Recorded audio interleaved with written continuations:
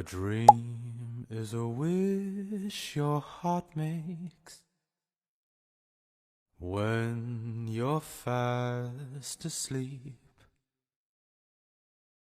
In dreams you will lose your heartaches. صباح الخير ومرحبا يا رفاقي، وأخيرا عدت إليكم.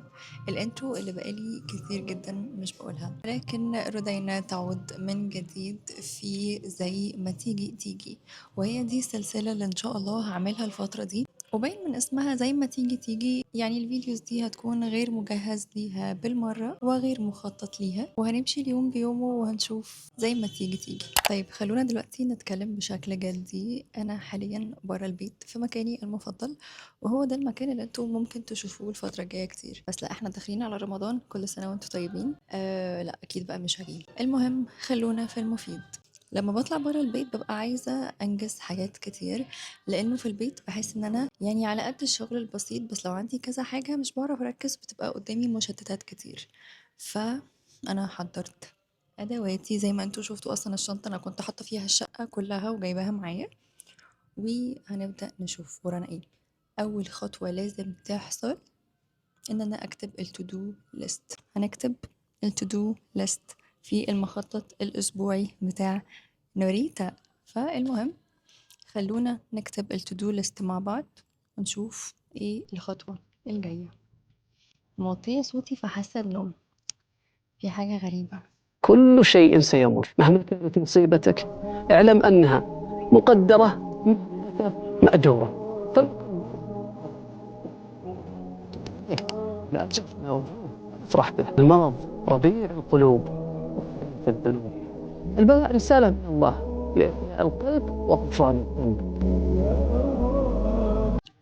تم كتابة ال to do list. طيب خلوني أقول لكم أنا بكتب ال to do list على أساس إيه.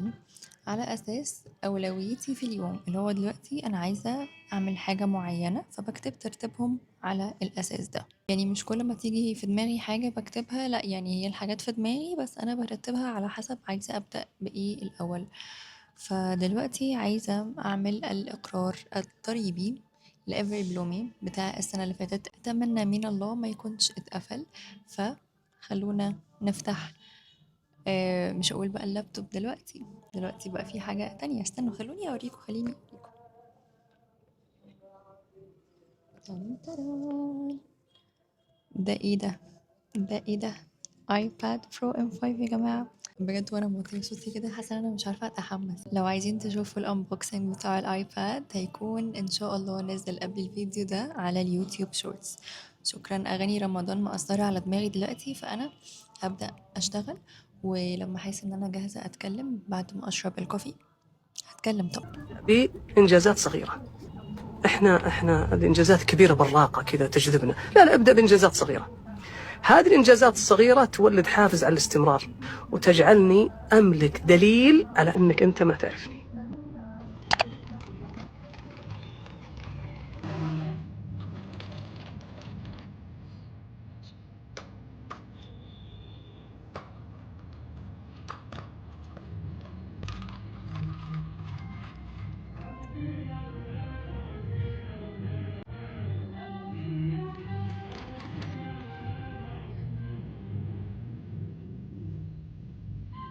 بما اننا بقالنا كتير مش بنتكلم، فبصراحة وحشني قوي ان انا افتح الكاميرا كده واقعد اتكلم وارغي واشارككم حاجات كتير.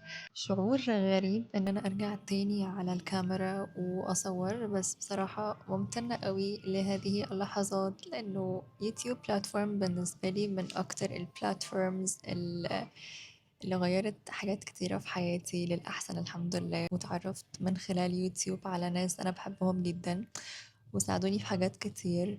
فلازم طبعا أكون ممتنة ليكم وأشكركم يا جماعة. من لا يشكر الناس لا يشكر الله. عايزة أقول لكم إن ده الكومفورت زون بالنسبة لي مؤخرا. أنا بقيت أجي هنا كتير، أشتغل، أقعد، ألون، أجورنال، أعمل حاجات كتير بتاعتهم تحفة. I Spanish Latte Forever. في حاجة عايزة أتكلم معاكم فيها. عارفين الإنسان حياته بتبقى ups and downs، يعني مش دايما بتكون حلوة ومش دايما بتكون مش أفضل حاجة، وسبحان الله هي دي الحياة وهي دي الدنيا وإحنا هنفضل كده، وأنا الحمد لله مؤمنة بكده وعارفة إنه مش دايما هتبقى حياتي حلوة وكويسة وأنا هكون مبسوطة. بس سبحان الله الفترة اللي فاتت دي بجد يعني عديت بحاجات كتيرة، هي تحديات على ابتلاءات، يعني حاجات منوعة. سبحان الله بجد رغم إن كانت في حاجات كتير بحس إن هي بتتقفل في وشي، أنا كان عندي جوايا إحساس ويقين إنه رودينا انتي هتتبسطي وهتفرحي وربنا هيجبرك قريب قوي. يعني رغم ان الدنيا بتبقى بايظة سبحان الله بقعد اقول يعني في احساس جوايا بجد، حتى لو مفيش اي حاجة تدل على كده بس في احساس جوايا بيقول لي انتي هتفرحي جدا. فانا بصراحة الايام دي حاسة بهذا الشعور، الحمد لله الحمد لله الحمد لله دائما وابدا. فمش عارفة يعني فكرة ان الواحد مؤمن ان الحمد لله كل حاجة بتحصل له اكيد خير ليه، وان الدنيا مش دايما هتبقى ماشية ستيبل وهتبقى ماشية حلوة على مزاجنا. بس يعني اللهم لك الحمد الشعور اللي جالي ده فعلا فعلا هو اللي هون عليا حاجات كتيرة قوي. حبيت ان انا بس اشارككم يعني هذه الخاطرة البسيطة عشان يعني لو ايه نرجع نتكلم مع بعض زي زمان.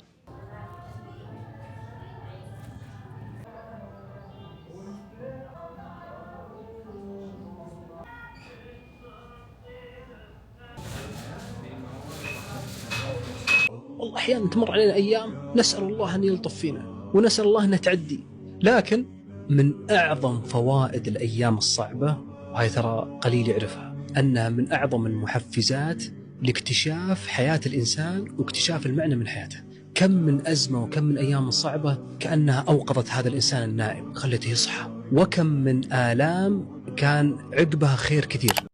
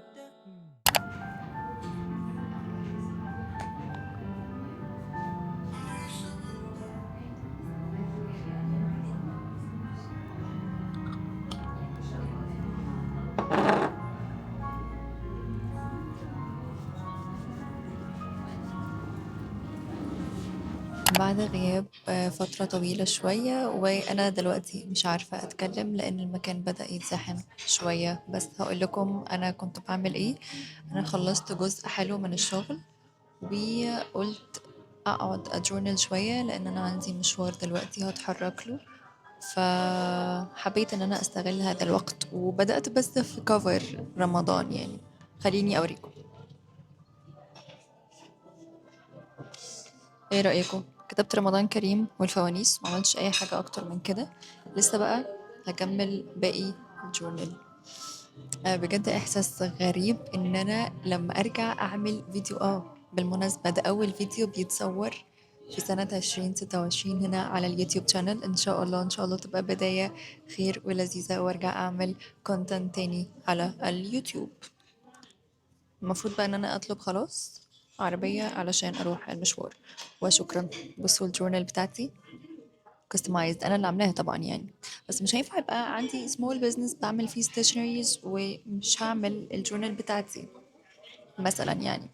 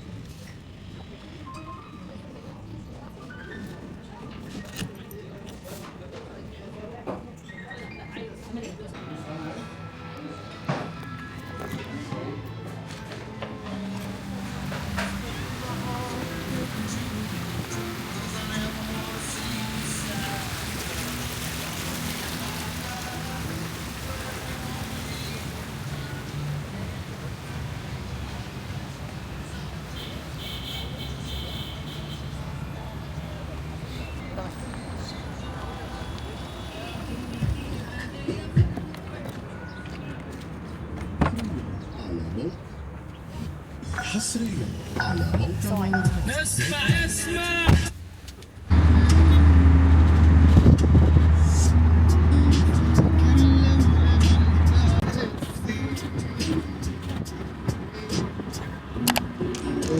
يا مساء الفل، رجعت لكم لما روحت ودلوقتي أحدثكم من أوضتي العزيزة وجي وقت الأنبوكسينج.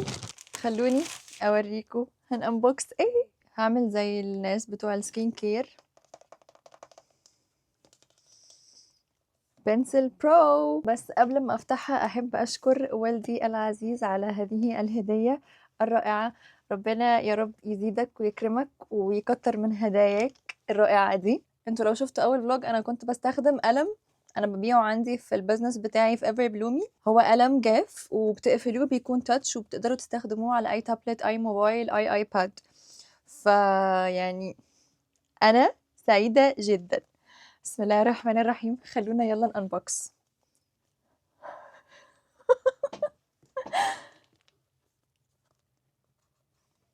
فين؟ يلا. بسم الله الرحمن الرحيم. استنوا خلونا بس الايه نصوره الاول. هخلي الصورة دي للثمنيل. هزرنا دلوقتي ندخل في الجد ونانبوكس البنسل برو.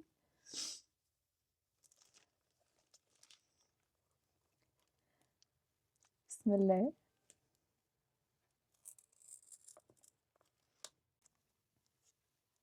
واو، بصوا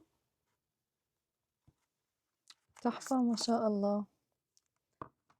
ووزنه حلو تقيل كده مش خفيف. اشيل اللزقة ولا اخليها بيها؟ ايه العبط ده، لازم اشيل طبعا.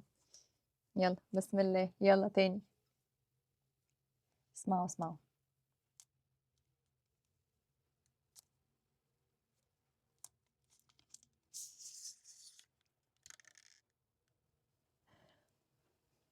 بنسل برو يا جماعة. يلا خلونا نستكشف هو بيشتغل ازاي. ما عنديش فكرة هو بيشتغل ازاي.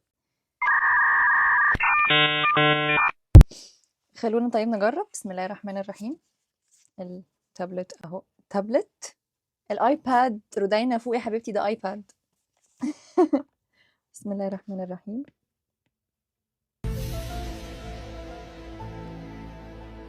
بتشتغل ازاي بقى؟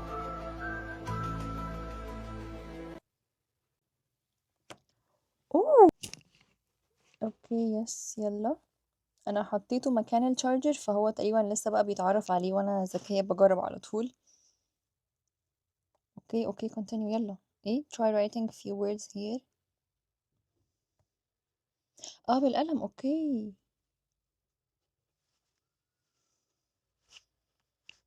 نكتب هنا hello روري. واو. شعور رائع. add pencil. اوكي عشان يعني القلم لو ضاع لا قدر الله او حصل له حاجة نعرف نلاقي اللوكيشن بتاعه. view in ما علينا ماشي. اوه لا لا يا روري. مثلا هنا هكتب لكم ايه بقى، شوفوا هكتب لكم ايه.